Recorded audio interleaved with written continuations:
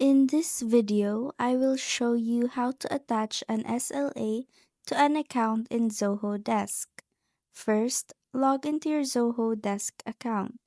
Now, on the top right part of your screen, click on the Settings button. Once you're redirected to the Settings board, scroll down to the Automation section and click on Service Level Agreement. Here you will see the list of all your active and inactive SLAs. To create a new one, click on the New SLA button at the top right. In the pop-up window, type in the name for your new SLA.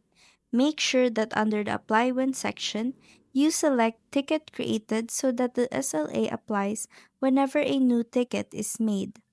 Below that, you can also check the response escalation settings and add any other customizations based on your team's workflow. Once everything looks good, simply click Save, and your new SLA will now be attached to your account and ready for use. And that's how to attach an SLA to an account in Zoho Desk.